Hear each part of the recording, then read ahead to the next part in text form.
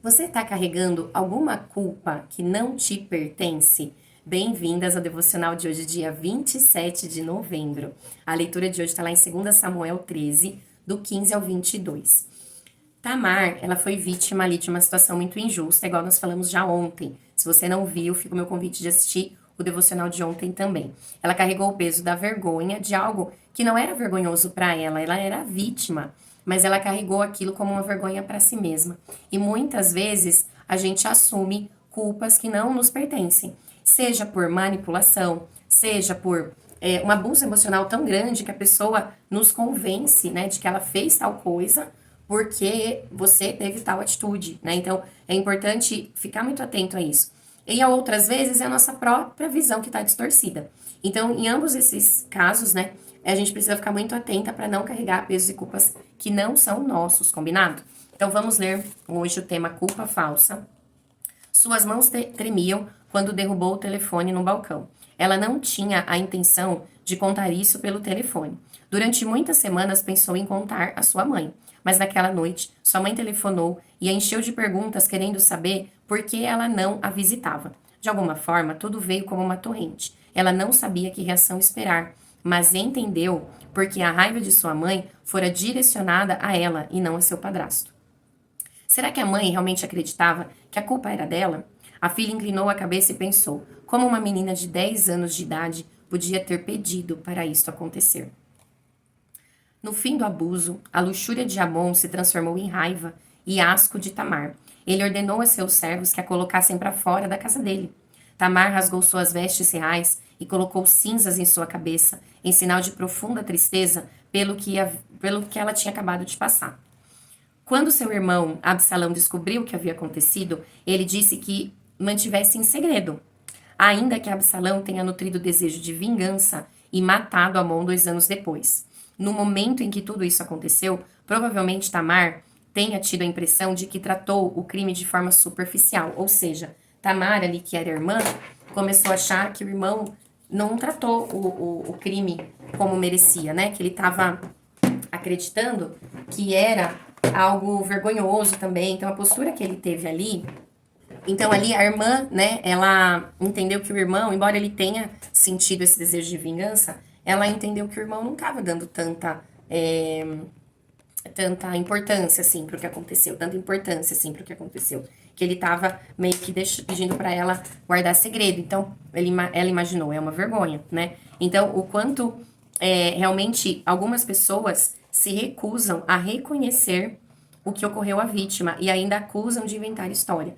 Podem tratar a dor da mulher com descaso ou acusá-la de exagerar. Em alguns casos, a vítima se torna o alvo de ira em vez do criminoso e chega a sentir-se como ele, sentir-se como criminoso, como se de fato a culpa fosse sua. Mesmo quando outros tentam colocar sobre nós o peso de uma falsa culpa, Deus conhece a verdade. Podemos confiar que Ele punirá os culpados e provará nossa inocência a seu tempo. Também foi inculpável para com ele, e me guardei da iniquidade. 2 Samuel 22, 24. Então, aqui até vale para falar de saúde mental. O que esse trecho, né, esse devocional de hoje traz de saúde mental para nossa vida? A culpa saudável, ela leva ao arrependimento. Como assim, Flávia? Se eu fiz algo que não foi legal, eu ofendi alguém, não fui verdadeira, não fui justa, eu sinto aquela culpa e aquela culpa ela quer me ensinar algo, ela quer me mostrar que eu não agi de forma correta em algum ponto, em alguma questão. Então, quando eu tô com esse olhar saudável, o que acontece? Eu me arrependo e começo a fazer diferente. Eu tenho novas posturas a partir desse momento. Mas, quando a culpa ela é falsa, a falsa culpa ela nos aprisiona. Por quê? Se ela não é minha, se eu não tenho ação sobre ela efetivamente, eu fico aprisionada nela, né? E aí nos impede de viver uma plenitude de quem realmente somos, de ser plenas na nossa identidade, né? Que nós somos alguém em Jesus Cristo, né? Deus nos criou a imagem e semelhança dele e nos deu uma identidade, nos deu talento, nos deu direção, nos deu um eixo central. E se a gente começa a desviar muito disso, a gente começa a se perder de nós mesmas. E quando a gente se perde? É muito comum, né, nos atendimentos ali individuais, eu tenho o método Renove-se. E eu falo que é um método que traz você de volta para você. E o que acontece muito ali? Culpas que não são das mulheres que eu tô atendendo. Culpas que foram implantadas nelas, né? Que elas acreditam que foi algo que elas fizeram, ou foi algo que elas não fizeram, ou foi algo que fizeram com elas, mas ela não podia ter agido diferente, ou foi alguma decepção muito grande que ela precisa perdoar a pessoa e perdoar a si mesma também. Então tem uma série de casos, mas isso acontece muito. Esse aprisionamento numa culpa falsa, numa culpa que ela pode soltar e deixar ir. Então, se for esse o seu caso, essa diferença é essencial, essencial, minhas queridas, para liberar o nosso coração de fardos desnecessários, tá? Por quê?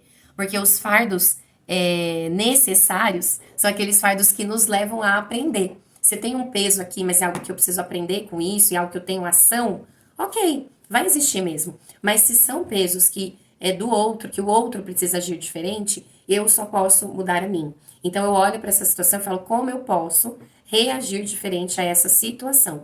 Então, se alguém me manipulou, se alguém falou algo que eu não gostei, eu olho para ele e falo, isso é uma verdade? Não. Então eu fico em paz com a minha verdade. Se é algo que eu tenho que falar com alguém, eu vou falar em minha defesa, né? Eu não vou pôr uma capinha ali da culpa e ficar quieta nesse lugar aí de se sentir culpada, porque isso não ajuda de fato, tá? E para finalizar, então, reflita sobre algo que você sente culpa hoje. Reflita. E aí depois você vai colocando essa culpa, né, que eu tô sentindo aqui.